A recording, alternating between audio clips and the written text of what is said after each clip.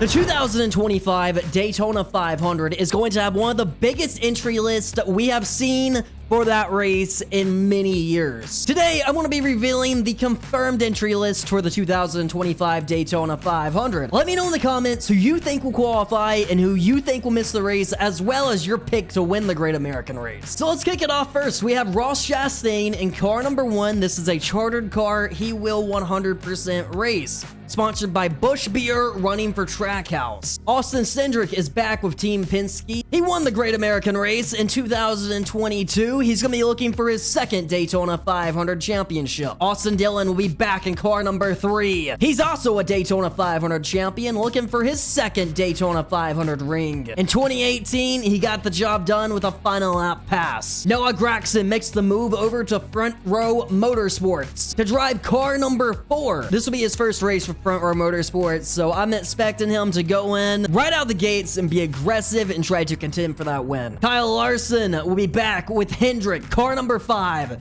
This guy is building up a legacy, but he's still looking for his first Daytona 500 win. Can he get it done in 2025? It seems like Brad Keselowski has been chasing the Great American Race since the debut of his career. He's been yet to get it done. Every year, he puts it on his bucket list to win that race more than anything else he wants in NASCAR. Justin Haley, who made the move over to Spire, will be driving car number 7. We know he knows how to get it done on the super speedways. He won at Daytona back in 2019 during the July race, but not yet for the Daytona 500. Can he park it in victory lane? Kyle Busch will be making his 20th attempt at the Daytona 500, driving for RCR.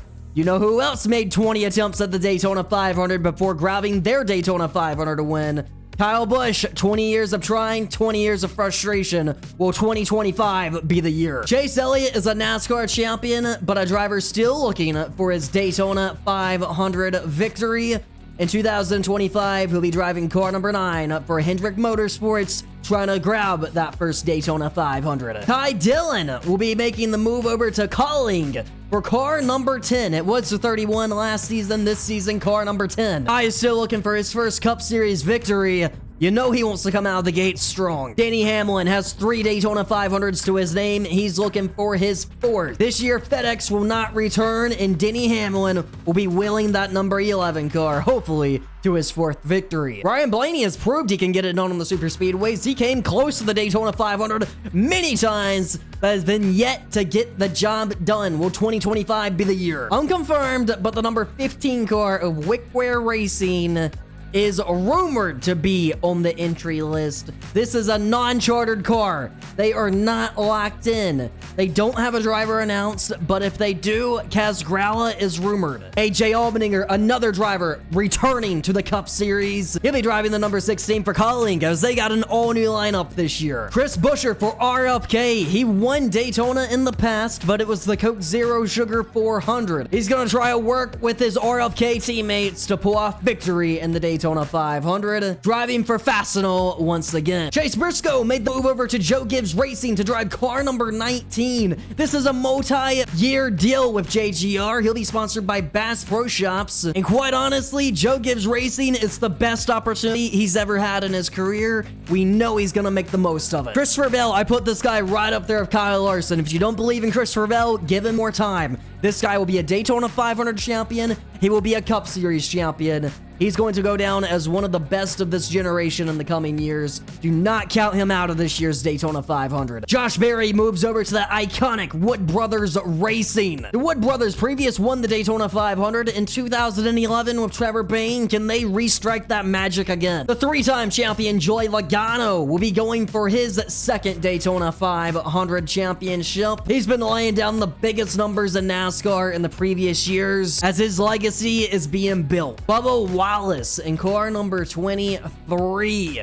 This guy's won at Talladega before. He's always strong on the super speedways. I would expect him to be a factor come Daytona and potentially be in contention to win the Great American Race. William Byron laying down the legacy that Jeff Gordon paved the road for in car number 24. He won the 2024 Daytona 500. He's going to be going for back-to-back Daytona 500 championships. Todd Gilliland will be driving for Front Row Motorsports, changing from car number 38 now to car number 34. He has some new teammates to work with. We know that Ford horsepower is going to be strong and potentially will be a contender for the pole position. Riley Herbst will be making the move over to 2311 as a third car sponsored by Monster Energy. Car number 35 is going to have some power behind it, but the rookie is going to have a tough task finding his way around the Cup Series. But I think this is a very talented driver that can go out, contend for wins. He proved he can be fast on the super speedways in the past. I would expect him to be right there, but very silent at Daytona. Zane Smith in car number 38, making the move over to Front Row. More silly season in effect. I think he's going to be fast in qualifying, will be a contender for the pole. Junior Motorsports will be making their first attempt at the Daytona 500 with Justin Allgaier. They got sponsorship from Travelers Whiskey. It's going to be car number 40. They have full-on Hendrick backing. They are not locked into the show. They have to race their way in with a lot of competition. Justin Allgaier recently won the NASCAR Xfinity Series Championship. He's going to be looking to get it done here at Daytona. Another driver returning to the NASCAR Cup Series is going to be Cole Custer, driving for the Haas factory team as their one car they will be piloting. No idea what this car will show right out of the gates, but this is what's the remaining of Stuart Haas Racing come 2025. John Hunter Nemechek has proved he's a very talented driver, but has been yet to do very much in the Cup Series given his current equipment over at Legacy Motor Club. But at Daytona, anyone can rise to the occasion. Eric Jones, we've seen this guy win at the Cup level many times for Joe Gibbs Racing as well as Richard Petty. In 2025, he'll be prepared to lay down more legacy to go along with his Southern 500 victory years ago. NY Racing Team will be returning as they normally do for the Daytona 500. They'll have JJ Yaley behind the wheel of car number 44. Once again, not locked into the show. JJ Yaley's going to need to race his way into the Great American Race. He's done it many times in the past. He's going to be looking to do it with limited spots headed into 2025. Tyler Reddick will be returning with 2311 and Monster Energy. This guy keeps getting better and better by the year. I would expect him to be a strong factor. Speaking of factors, Ricky Stenhouse is a Daytona 500 champion. He proved he could get it done last season at Talladega as well. And with spotter Tal Boyd being up on the roof, I would expect this 47 car to be fast. They will not be branded under JTG come the 2025 season, but will be branded under HYAK. I'm not sure how that's pronounced, but good luck in the comments. 48 car of Alex Bowman. He won last year at the Chicago Street Course. A Daytona 500 would mean a lot to this young man's career. Cody Ware will be returning to the Cup Series in car number 51 for Rick Ware Racing. It seems like for whatever reason, this guy finds his way to the front come the end of these super speedway races. If you look back at the Coca-Cola Zero Sugar 400 last season, he was right there in the top 5 come the end. Martin Truex Jr. will be potentially making his final Cup Series start.